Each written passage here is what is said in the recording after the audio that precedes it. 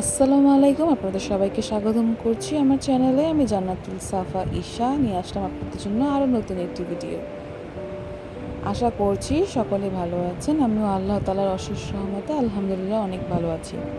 আজকে সকাল থেকে তেমন কোনো ক্লিপ নেওয়া হয়নি, তাই ভাবলাম বিকেল থেকে ব্লগটা শুরু করব। বিকেলে আমরা একটু বাইরে যাচ্ছিলাম, আমি আমার ননদ একটু বিউটি পার্লারে যাচ্ছিলাম। যাওয়ার পথে এত জ্যাম ছিল, আমাদের যেতে বেশ অনেকটাই সময় লেগেছিল। বেশ লম্বা জ্যাম ছিল, অনেকক্ষণ জ্যামে বসে থাকার পর ফাইনালি চলে আসলাম লালবাগে সেই বিউটি পার্লারে। পার্লারটির নাম ছিল গোল্ডেন গার্ল বিউটি পার্লার। এখানে আমি প্রায় এসে থাকি, তবে এখানে ভিডিও করার পারমিশন নেই, সুতরাং তেমন কোনো ক্লিপ নেওয়া হয়নি। এখানে আমরা কিছু পার্সোনাল কাজে এসেছিলাম, পাশাপাশি কিছু ট্রিটমেন্টও নিয়েছি, ওগুলোরও ক্লিপ নেওয়া হয়নি, পারমিশন ছিল না তাই। তারপর আমরা বাসায় চলে আসি আর এই পরোটাটা খেয়েছিলাম। এটা ভীষণ টেস্টি ছিল পরোটাটা, বাসায় বানানো পরোটা। তারপর একটু টুকটাক কাজ করছিলাম, কারণ বাসায় যেহেতু অনেকক্ষণ ছিলাম না, তাই ঘরটা একটু পরিষ্কার করতে হবে।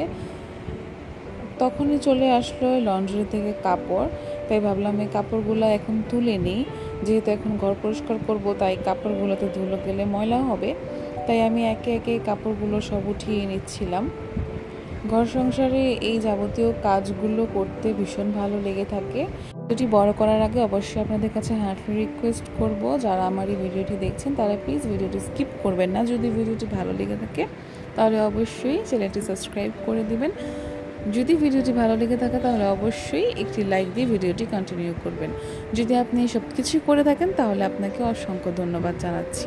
আজকে আমার জীবনে খুব গুরুত্বপূর্ণ একটা দিন ছিল। কী দিন ছিল সেটা হয়তো বা আপনারা এখন পর্যন্ত বুঝতেই পেরেছেন, তবে এগুলি কিন্তু আমি কিছু জানতাম না, সব কিছুই সারপ্রাইজ ছিল। আমি দৈনন্দিন যেমন কাজকাম করছিলাম, কিন্তু একটু পরেই আপনারা দেখতে পারবেন যে কতটা সারপ্রাইজড হয়েছিলাম। জানতে হলে অবশ্যই ভিডিওটি স্কিপ করবেন না, পুরো ভিডিওটি শেষ পর্যন্ত দেখার চেষ্টা করবেন আশা করছি। আজকের ভিডিওটি একটু বড় হবে, প্লিজ ধৈর্য নিয়ে ভিডিওটি দেখবেন। আশা করছি আপনাদের কাছে ভিডিওটি ভালো লাগবে। অনেকটা ভালো লাগবে সেটা বলছি না, কিন্তু ভিডিওটি একটু হলেও ভালো লাগবে। কাজ করতে করতে তাড়াহুড়া করছিলাম, তাই কাপড়গুলো খুলে যাচ্ছিল। তখন আবার ঠিক করছিলাম, ইস্ত্রি করা কাপড়গুলো ছিল, নষ্ট হয়ে গেলে কাপড়টা আবার ভাঁজ হয়ে যাবে, তাই আস্তে আস্তে করা উচিত ছিল, কিন্তু আমি তাড়াহুড়া করছিলাম কারণ অন্যান্য কাজ ছিল হাতে, তখন কাজটা নষ্ট হচ্ছিল। তাড়াহুড়া করতে গেলে কাজ নষ্ট হবে, ঠিকভাবে হবে না, এটা স্বাভাবিক। আমার সবসময় এমনটাই হয়। আপনার দিকে এমনটা হয়? যদি হয় তাহলে অবশ্যই কমেন্ট করে জানাবেন। এই কাপড়গুলো হচ্ছে আমার শ্বশুরের কাপড় চোপড়। সে মূলত সবসময় পাঞ্জাবি পাজামা পরে থাকে, তো তার কাপড় চোপড় এগুলো সবসময় ইস্ত্রি করার প্রয়োজন পড়ে। এগুলি সব সুন্দর মতো সেট করে তারপর তার রুমে দিয়ে আসবো। আর তারপর আমার হাজব্যান্ডের কাপড়গুলো সব আলাদা করে নিচ্ছি, তারপর একে একে সব কিছু পরিষ্কার করে নেব। আমরা সবসময় বাসায় থাকি, তাই মেয়েদের কাপড় চোপড় তেমন একটা ইস্ত্রি করতে হয় না, কিন্তু যেহেতু পুরুষ মানুষ বাইরে কাজ কর্মে যায়, তাই তাদের কাপড়টা সবসময় আয়রন করে রাখাটা দরকার। কারণ আয়রন করা কাপড় চোপড় পরলে দেখতেও ভালো লাগে, মনটাও শান্তি লাগে। তাই আমরা সবসময় চেষ্টা করি সব কাপড় চোপড়গুলো আয়রন করে দেওয়ার। এগুলো আমরা অনেক দিনের কাপড় আসলে জমিয়ে রাখি, তারপর একসাথে দিই, কারণ বারবার কাপড় আয়রন করতে দেওয়া যায় না। তাই আমরা অনেক দিনটা একসাথে করে তারপর একবারে দিই, তারপর আবার সব আয়রন করে আসার পর এগুলো সব আবার যা যার আলমারিতে বা ড্রয়ে রেখে দিই। এই তো কথা বলতে বলতে আমার কাজও শেষ হয়ে গেল। আপনাদের সাথে প্রতিদিন গল্প করতে চলে আসি। একটু পরে বাহিরে শব্দ হচ্ছিল যে বৃষ্টি হচ্ছে, তাই আমি একটু বাহিরে গেলাম, যে দেখলাম প্রচণ্ড পরিমাণে মুষলধারে বৃষ্টি হচ্ছিল, অনেক মানুষ তো ভিজছিল। আমার বার্থডে ছিল, তাই আমার হাজব্যান্ড আমার জন্য আসার পথে একটি কেক নিয়ে এসেছিল। তারপর আমরা সেই কেকটা কাটিং করেছিলাম, এটা বাসায় হয়েছিল, বেশ মজা হয়েছিল, খুব ভালো একটা সারপ্রাইজ পেয়েছি। তারপর এই ফুলটাও দিয়েছিল।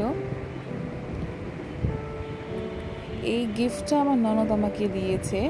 প্রথমে এখানে যে কথাগুলো হয়েছিল সেই কথাগুলো নিতে পারিনি, কিন্তু আমি এভাবে বলছি, আপনারা শুনলে হয়তো খুব আনন্দ পাবেন।